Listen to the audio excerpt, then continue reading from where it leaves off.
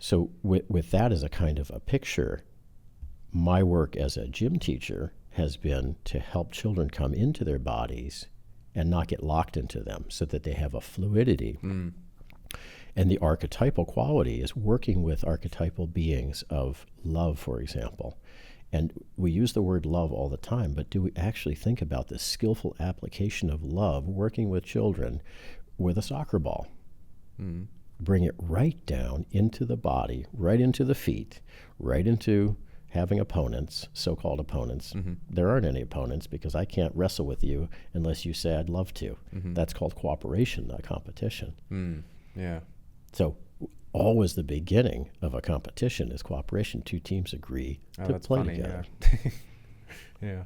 So we're always in cooperation.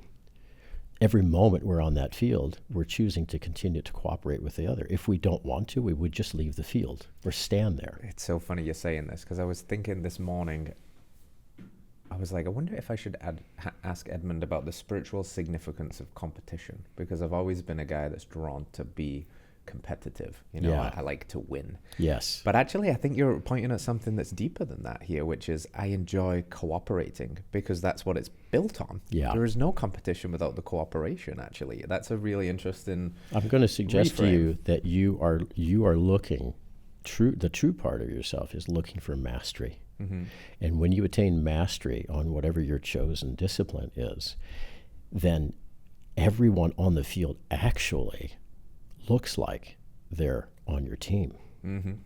This is you notice that when the opponents come to you, you dribble the ball by them effortlessly. Yeah. And they're bemused. It's like, how is that even possible? I was right there in front of that guy. Yeah. And now he's gone. He's behind me. Was he even here? And when you have that level of mastery, you are setting an archetypal model of what's possible for the human being to move nobly, with grace, with ease and effortlessly, becoming more himself with every step he takes toward the so-called goal, whatever the goal is, even in sports that have no goal. And what I suggest that this is what you're actually wanting to represent in the world to yourself, but more importantly, for everyone around you, for everyone who's watching that, to say this is what's possible within the limitations of this whatever, 50 by 80 box, with what the limitations of the physical body can actually do, how far I can kick, throw, run, block, whatever it is, that I want to be able to represent that. Yeah. That's not competition, brother. No, it's not. I think that's pretty spot on. Yeah. Yeah, it's been the various things I've gotten myself into.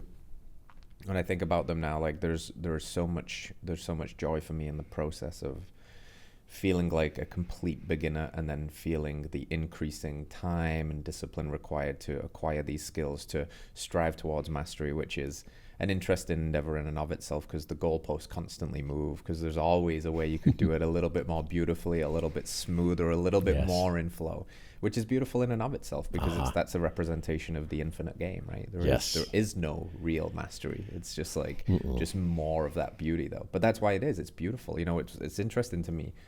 I'm a big fan of combat sports, and I competed in combat sports. We were talking about Kyle off the show in the past.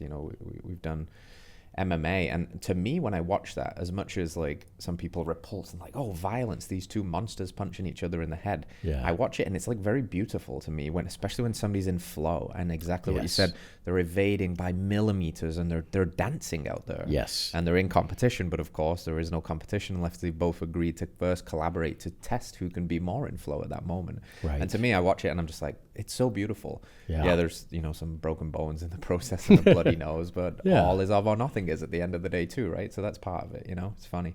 And the corollary there is, don't we do the same things by beating ourselves to a pulp? We beat ourselves way worse with our than thinking, opponents, right? And so what the opponent shows you is that it's possible to skillfully work with your own thinking process in the same way and not get beat up. That's the battle. And this I mentioned sort of Jacob and the angel. Rainer Maria Rilke has a poem called The Man Watching. And it's about Jacob seeking to test his competition with the angel. Mm. And he keeps coming to him. It's like, come on, come on, come on. And the angel's simply like, no, brother, no, no. And finally, he's like, fuck it. You don't want the smoke. Yeah.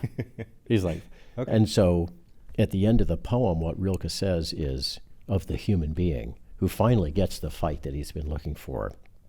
He says, this is how he grows, this man, by being defeated decisively by constantly greater beings. Mm. That this is how the human being grows. Mm. Yeah. Because that's called learning. Yeah, that's it. The only way I was defeated was I acted unskillfully in areas where the other had skills. But I watched, I felt, and I learned those skills because they were inflicted on me. Yeah. Yeah?